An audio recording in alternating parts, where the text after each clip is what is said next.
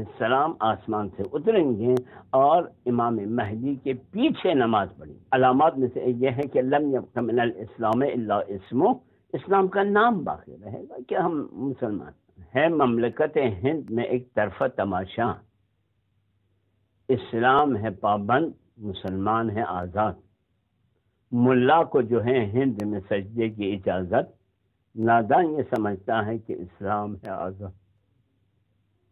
اسلام صرف چند رکعت نمازوں کا اور مسجد کے تعمیر کا اور رمضان کے روزے کا نام نہیں ہے.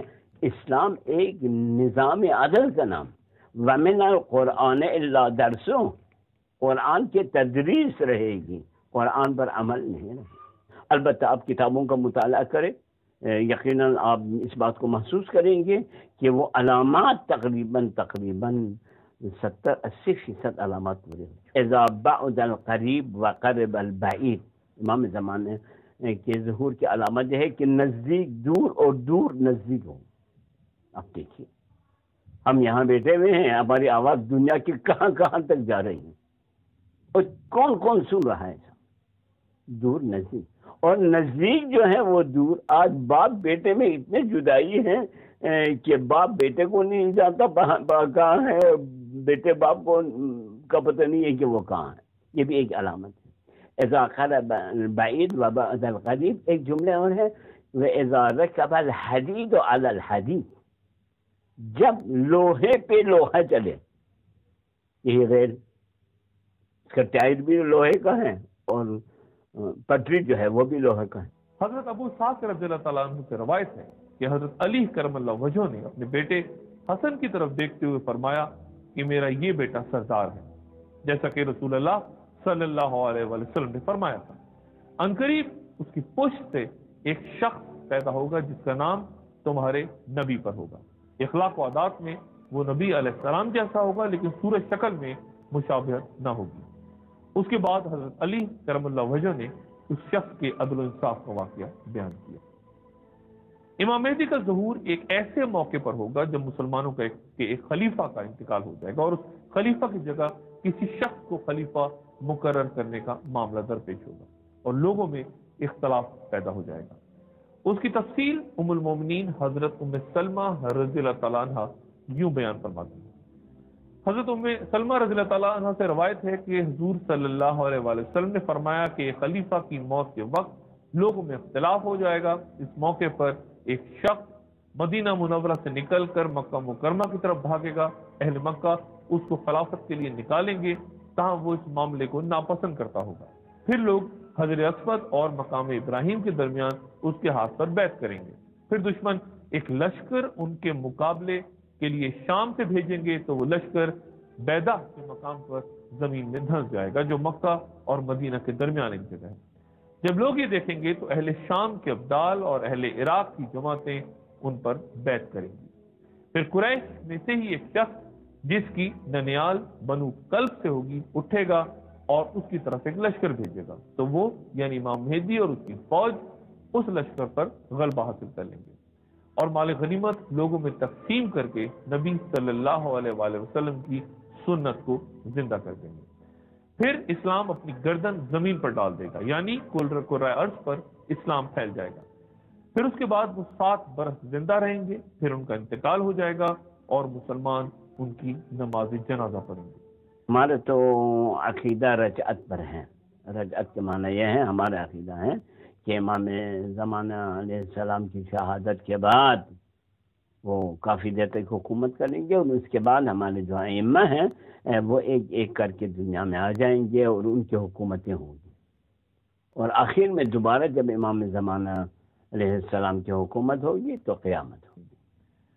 ابو داؤد فرماتے ہیں کہ بعض راویوں نے شام کے حوالے سے یہ کہا کہ امام مہدی 9 برس زندہ رہیں گے جبکہ بعض نے کہا کہ وہ 7 برس زندہ رہیں گے. اس حدیث میں کفار کے لشکر کے زمین میں دھنس جانے کا ذکر کیا ہے. وضاحت کرتا چلوں کہ دوسری حدیث میں رسول اللہ صلی اللہ علیہ وسلم نے قیامت سے پہلے دنیا میں 3 واقعات زمین میں دھنس جانے کے پیش کیے ہیں. ایک مشرق میں، ایک مغرب اور ایک عرب میں. اس حدیث میں عرب میں پیش آنے والے واقعے کا ذکر ہوا ہے. چنانچہ تمام واقعات کی تفصیل کو دیکھ کر جو خاکہ ذہن میں آتا ہے اس کا خلاصہ یہ ہے کہ امام مہدی کے ظہور سے پہلے مسلمانوں کی حالت بہت بے بسی اور بے چارگی کی ہوگی اور پوری دنیا کے مسلمان کسی رہنما کی تلاش میں ہوں گے۔ مدینہ منورہ میں کسی خلیفہ کے انتقال کے بعد امام مہدی مکہ مکرمہ کو روانہ ہوں گے تاکہ لوگ انہیں خلیفہ نہ بنائیں۔ مکہ مکرمہ میں طواف کے دوران لوگ ان کو حدیث میں بیان کردہ علامات سے پہچانیں گے اور حجر اسود اور مقام ابراہیم کے درمیان مسلمان ان کے ہاتھ پر خلافت کی بیعت کریں گے اور وہ اسلامی سلطنت کے قیام کے لیے تمام قوتوں کو جمع کر لیں گے۔ بعض روایتوں سے معلوم ہوتا ہے کہ شام اور مصر پر عیسائیوں کا قبضہ ہو جائے گا۔ مدینہ منورہ میں مسلمانوں کی حکومت کے قیام اور ان کے اجتماع کی خبر سے عیسائی اور غیر مسلم دنیا پریشان ہوگی اور وہ اپنی قوتوں کو مغرب میں جمع کر دیں گے اور شام کو اپنا فوجی اڈا بنائیں گے اور ایک بڑی فوج کے ساتھ مکہ مکرمہ پر حملہ کرنے کے لیے مکہ اور مدینہ کے درمیان ایک مقام پر جمع ہو جائیں گے۔ بعض روایت کے مطابق یہ ایک پہاڑی ہوگی۔ دوسرے ممالک سے اسلامی افواج امام مہدی کے ساتھ ملنے کے لیے روانہ ہوں گی۔ ان میں ایک فوج سمرقند سے بھی روانہ ہوگی۔ غیر مسلم افواج کوشش کریں گی کہ یہ مسلم افواج امام مہدی تک نہ پہنچ پائیں اور رستے میں ہی ختم ہو جائیں، لیکن اللہ کی مدد سے رستے میں ہی زلزلہ آئے گا اور کفار کا یہ لشکر تباہ ہو جائے گا۔ ان واقعات میں جو بھی ترتیب دی جائے وہ یقینی نہیں بلکہ ضمنی ہے۔ یقینی بات صرف یہ ہے کہ امام مہدی کے خلاف مکہ اور مدینہ کی جانب پیش قدمی کرنے والا ایک لشکر زلزلے سے تباہ ہوگا۔ قیامت سے پہلے رونما ہونے والی واقعات کی پیشگوئیاں تمام آسمانی کتابوں میں درج ہیں، یہودیوں کی موجودہ کتابوں میں بھی، عیسائیوں کی مروجہ انجیلوں میں بھی، قرآن کریم اور حضور صلی اللہ علیہ وآلہ وسلم کی احادیث میں بھی، اور بعض مشرقی مذاہب مثلا بدھ مت کے بعض اقوال میں بھی تفصیلی حالات کا ذکر موجود ہے۔ اس وقت دنیا جس تیز رفتاری سے انقلابی تبدیلیاں لا رہی ہے ان کے پیش نظر پوری دنیا اپنے اپنے عقائد کے مطابق ایک ایسی شخصیت کے ظہور کے منتظر ہیں جو اس دنیا کے باشندوں کو ایک کلمے پر جمع کر کے یہاں امن و سکون اور عدل و انصاف کی حکومت قائم کرے۔ آج اپنی گفتگو کا اختتام اسی مقام پہ کرتا ہوں۔ اگلی نشست میں انشاءاللہ بات کریں گے امام مہدی کو دنیا میں کیا واقعات پیش آئیں گے، حضرت عیسیٰ علیہ السلام کی دوبارہ واپسی اور خروج دجال کے بارے میں۔ اپنا دوستوں، رشتہ داروں، گرد و نواح کے لوگوں کا سب کا خیال رکھیے گا۔ اللہ حافظ۔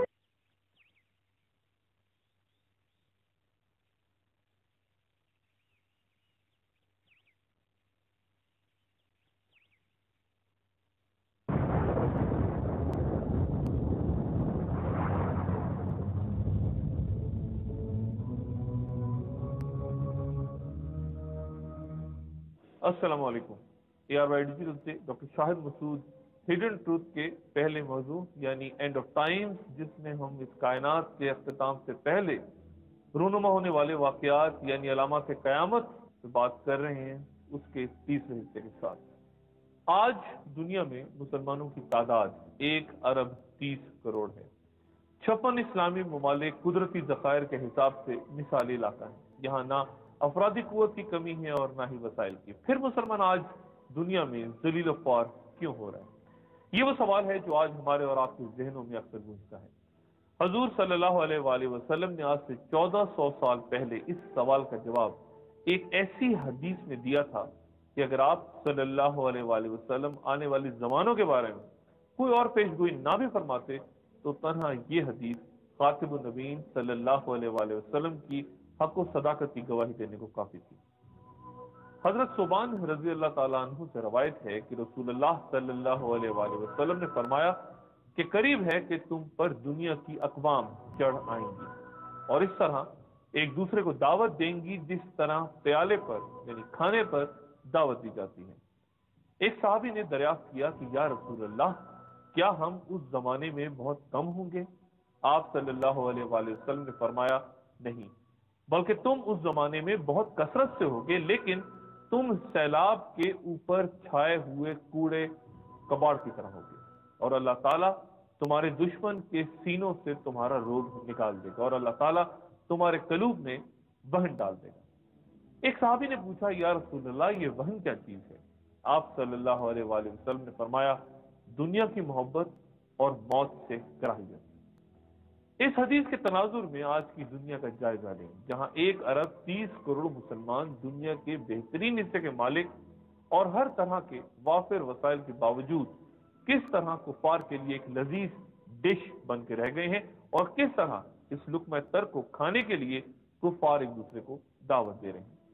افغانستان اور عراق کے بعد دسترخوان پر سجے دیگر مسلمان ممالک کی ڈشوں پر ان کی نظریں جمی ہیں، اور ہمارا حال حدیث کے عین مطابق سیلاب کے پانی کی سطح پر کروڑوں تنکوں جیسا ہے، جو بہتے چلے آ رہے ہیں لیکن بڑی تعداد میں ہونے کے باوجود ان میں کوئی طاقت نہیں ہوتی، اور سیلاب کا پانی جہاں چاہے انہیں پھینک دیتا ہے۔ جس امت مسلمہ کی ہیبت اور روب سے پہاڑ رائی بن جایا کرتے تھے، آج کفر کی دنیا کے منصوبہ ساز جب اس امت کا ذکر کرتے ہیں تو ان کا لہجہ ایسا ہوتا ہے جیسے وہ مکھی اور مچھروں کی بات کر رہے ہیں۔ پچھلی نشست میں امام مہدی کے آخری مجدد ہونے کے بارے میں بات ہوئی تھی کہ اللہ تعالیٰ کی یہ سنت رہی ہے کہ جب مسلمانوں میں افتراق و انتشار حد سے بڑھ جاتا ہے اور دین میں باطل عقائد و اعمال گھس آتے ہیں، تو مسلمانوں کی رہنمائی کے لیے اللہ تعالیٰ اپنے کسی بندے کو ہر صدی میں مجدد بنا کے بھیجتا ہے۔ چنانچہ امام مہدی کا ظہور بھی ایسے ہی حالات میں ہوگا جب مسلمان غیر مسلموں کے ظلم و جبر سے پریشان ہو کر کسی نجات دہندہ کی تلاش میں بے چین ہوں گے۔ یہ بھی ذکر ہوا تھا پچھلی محفل میں کہ ہر مجدون کی جنگ کے بعد جس میں مسلمان اور اہل روم یعنی عیسائی یعنی یورپ اور امریکہ وغیرہ مل کر کسی مشترکہ نامعلوم دشمن کے خلاف لڑیں گے، اس کے بعد دونوں کا معاہدہ ختم ہو جائے گا، اور پھر اہل روم 9 مہینے میں خفیہ طور پر ہمارے خلاف لشکر جمع کریں گے۔ 80 جھنڈوں تلے جمع اس فوج میں ہر جھنڈے تلے 12,000 سپاہی ہوں گے، اور یہی ظہور امام مہدی کا وقت ہوگا۔ اسی دوران خلیفہ کی موت واقع ہو جائے گی۔ اختلاف کے بعد امام مہدی مدینہ منورہ سے مکے چلے جائیں گے، جہاں طواف کعبہ کے دوران ان کے ہاتھ پر پہچانے جانے کے بعد بیعت کی جائے گی، اور ان کی طرف بڑھنے والا مسلمانوں کا ایک لشکر زلزلے سے تباہ ہو جائے گا۔ جو ہی یہ لشکر زمین میں دھنسے گا، امام مہدی کا چرچا ہوگا، ان کا نام بلند ہو جائے گا، اور مشرق و مغرب سے بیعت کرنے والوں کے وقت ان کے پاس آئیں گے اور ان کے ہاتھ میں ہاتھ دے کر مدد کا وعدہ کریں گے، اور ان کا ایک ہی نعرہ ہوگا، فتح یا شہادت۔ اور تب امام مہدی اپنے ساتھیوں کے ساتھ مل کر ان خونی جنگوں کا آغاز کریں گے جن کے بارے میں صحیح احادیث ہمیں یہ خبر دیتی ہے۔ حضرت نافع بن عتبہ رضی اللہ تعالیٰ عنہ سے روایت ہے کہ رسول اللہ صلی اللہ علیہ وآلہ وسلم نے فرمایا کہ تم جزیرہ عرب پہ چڑھائی کرو گے، اللہ تمہیں فتح دے گا۔ پہلے لشکر کے دھنس جانے کے بعد امام مہدی سے لڑنے والا پہلا لشکر یہی جزیرہ عرب کے مسلمانوں کا لشکر ہوگا۔ ایک روایت کے مطابق سفیانی نامی قریش کا ایک شخص اس لشکر کی قیادت کر رہا ہوگا، اور اس کے لیے وہ اپنے ننیال بنو کلب سے مدد لے گا۔ اس شخص کے بارے میں ایک حدیث تفسیر یوں دیتی ہے، حضرت ابو ہریرہ رضی اللہ تعالیٰ عنہ سے روایت ہے کہ رسول اللہ صلی اللہ علیہ وآلہ وسلم نے فرمایا کہ ایک شخص دمشق سے برآمد ہوگا جو کہ سفیانی کہلائے گا۔ اس کی تقلید کرنے والوں کی اکثریت بنو کلب سے ہوگی۔ میں یہاں یہ بتاتا چلوں کہ بنو کلب شام اور عراق کے درمیان پھیلا ہوا ایک وسیع اور عریض قدیم عرب قبیلہ ہے۔ صحابی رسول حضرت زید بن حارث رضی اللہ تعالیٰ عنہ کا تعلق بھی اسی قبیلے سے تھا۔ سفیانی کے اس لشکر کو امام مہدی کے ہاتھوں شکست فاش ہوگی۔ اس شخص کو سفیانی کہہ کر اس لیے پکارا جائے گا کیونکہ اس کا تعلق ابو سفیان کے خاندان سے ہوگا۔ امام مہدی کی دوسری جنگ صحیح مسلم میں حضرت نافع بن عتبہ رضی اللہ تعالیٰ عنہ کی روایت کی گئی حدیث کے مطابق فارس یعنی ایران میں ہوگی، اور اس کے بعد امام مہدی روم پر حملہ آور ہوں گے۔ اہل روم کی اسی جنگ کے بارے میں پہلے کہا گیا تھا کہ یہ ایک بڑا پوریز مارکا ہوگا، پہلے بیان ہو چکا، اور اس میں مد مقابل 80 جھنڈوں تلے فوج ہوگی اور ہر جھنڈے تلے 12,000 سپاہی ہوں گے۔ اس مارکے کی تفصیل صحیح مسلم میں یوں بیان ہوئی ہے۔ حضرت ابو ہریرہ رضی اللہ تعالیٰ عنہ سے روایت ہے کہ رسول اللہ صلی اللہ علیہ وآلہ وسلم نے فرمایا اس وقت تک قیامت نہ آئے گی جب تک رومیوں کا لشکر آماک یا دابق نہ پہنچ جائے۔ ان کے مقابلے کے لیے مدینہ سے ایک لشکر نکلے گا، جو اس زمانے کے بہترین لوگوں پر مشتمل ہوگا.